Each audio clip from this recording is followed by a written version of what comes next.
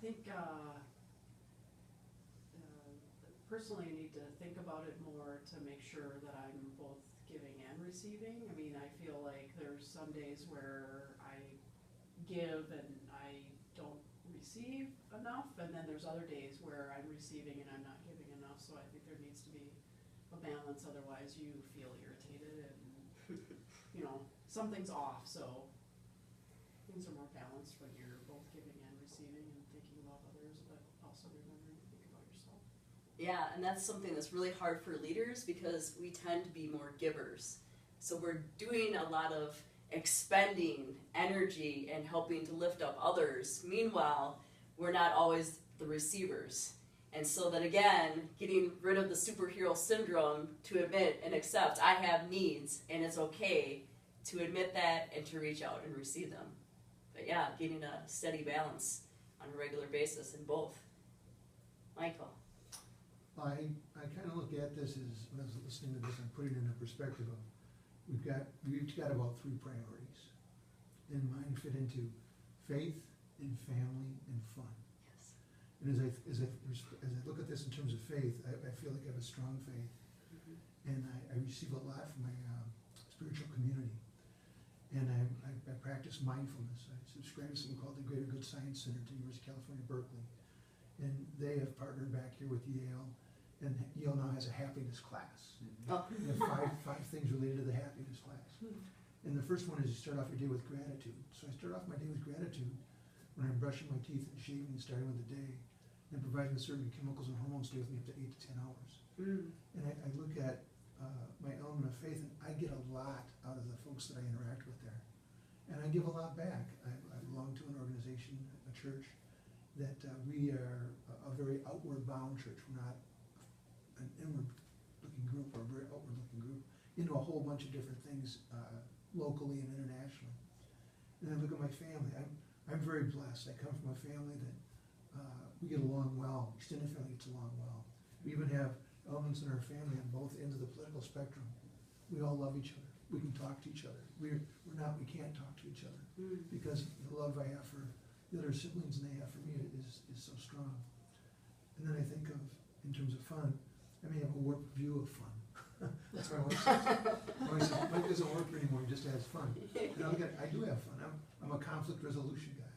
So I do that for work, and I do that in my volunteer stuff. I volunteered today, and I had a dispute in downtown St. Paul. It was a volunteer thing. And if they can reach an agreement, that's great. If they don't, that's their decision. I can stand back and say, that's their decision. It's not my decision. I'm just there to moderate. I'm a neutral.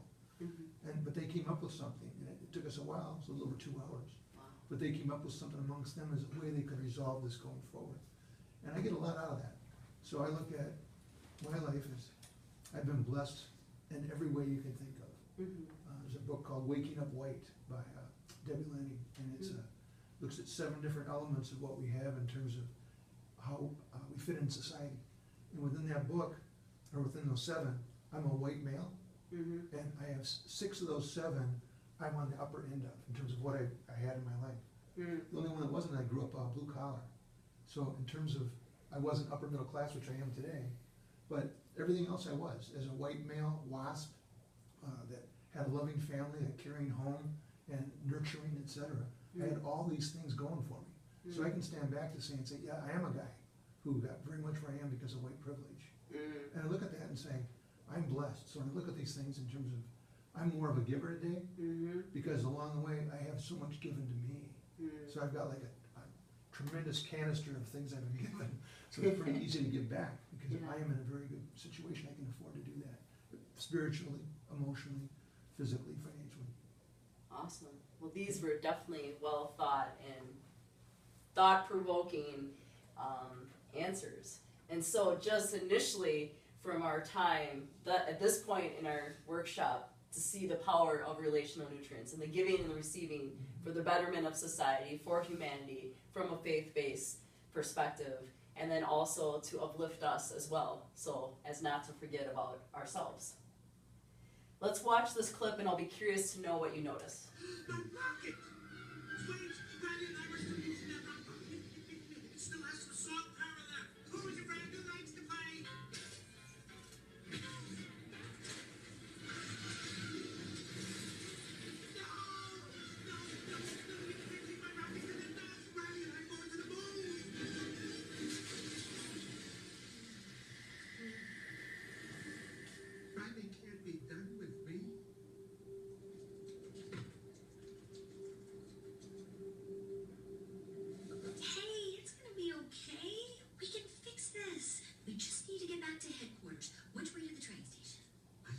trip planned for us. Hey, who's ticklish, huh? Here comes the tickle monster! I'm sorry they took your rocket. They took something that you loved. It's gone. Forever. Sadness, don't make him feel worse. Sorry. It's all I had left of Riley. I bet you and Riley had great adventures. Oh, they were wonderful. Once we flew back in time, we had breakfast twice that day. Sadness! Sounds amazing. I bet Riley liked it. Oh, she did. We were best friends. Yeah, it's sad.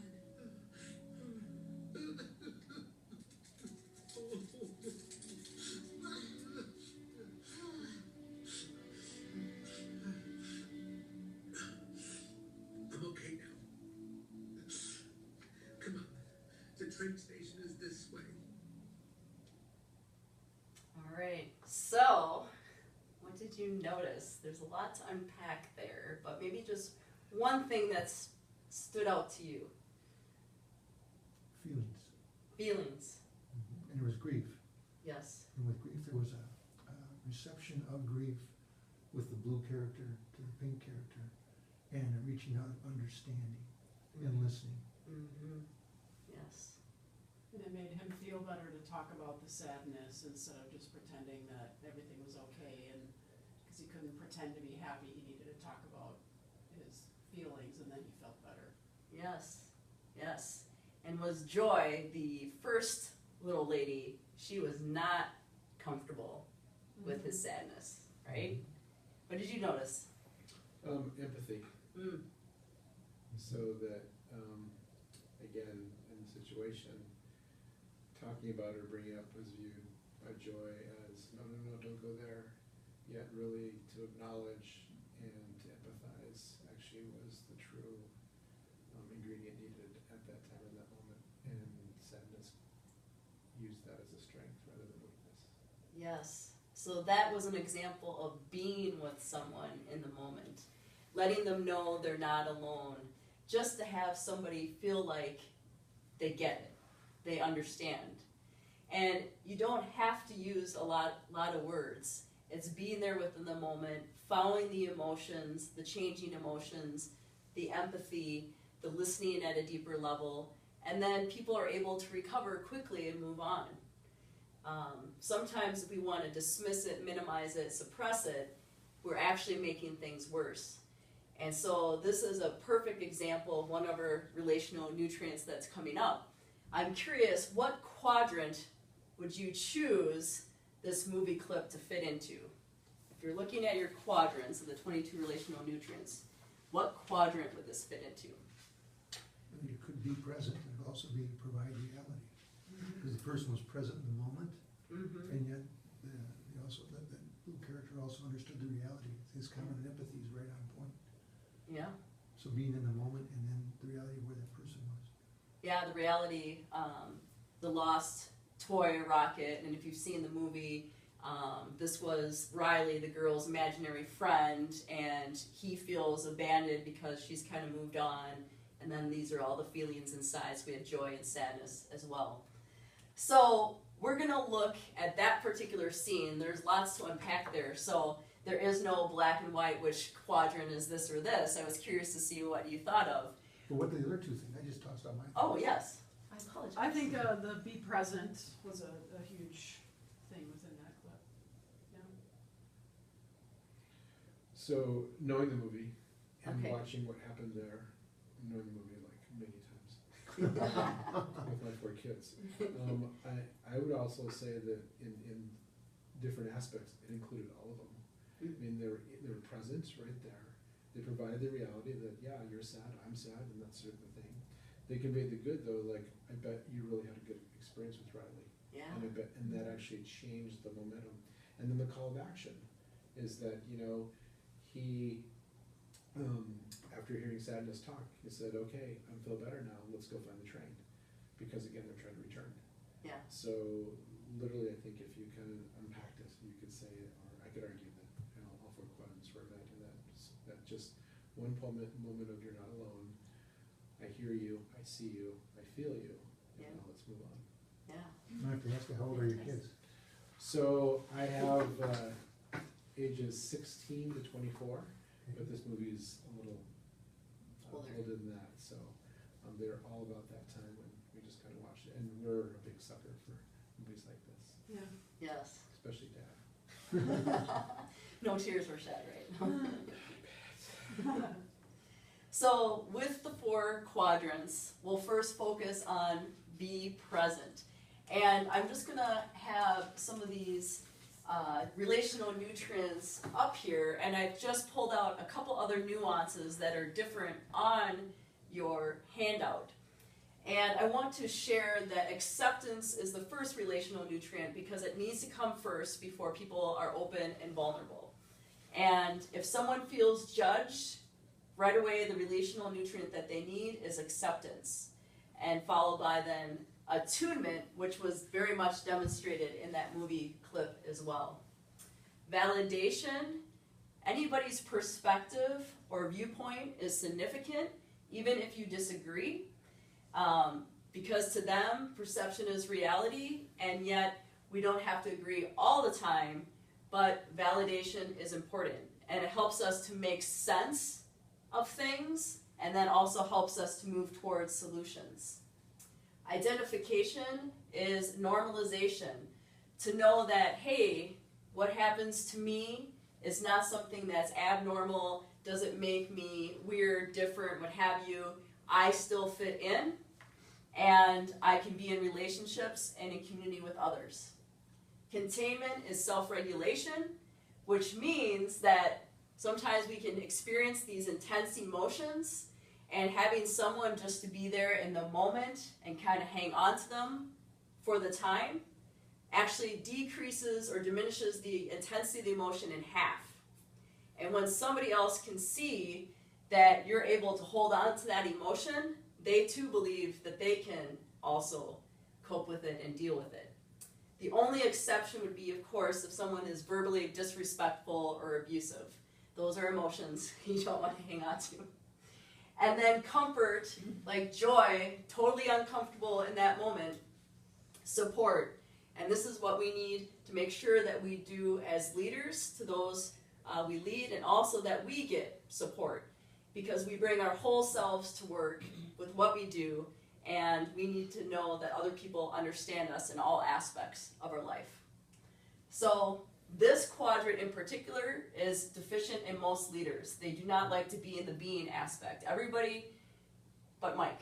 This is where he likes to live, with all the relational ingredients of thriving leaders. It requires courage, and if you're not sure what relational nutrient to give someone, start here. Convey the good. This is all about positivity. This is about building other people up. It's about saying the right things at the right time.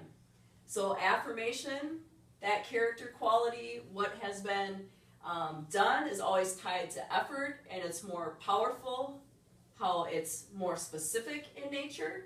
Otherwise, if it's not tied to effort, it could be viewed as entitlement, I didn't need to do anything, or I'm entitled, or insecurity, this is all I have of value. Encouragement is important in the moment because it's a cure for discouragement. So this person is in a position where they're already feeling down and they need to be lifted up. Hope is not just hope for the sense of hope alone, it's based in reality, and a focus on the future to continue to pursue and persist on. And then forgiveness, it's a choice, and it's something that's powerful, done in relationship. So it's not just between you and God, it's not just in your thoughts, but if there are opportunities where you can have that forgiveness in relationship, that's when the healing process begins. And sometimes there are relationships or things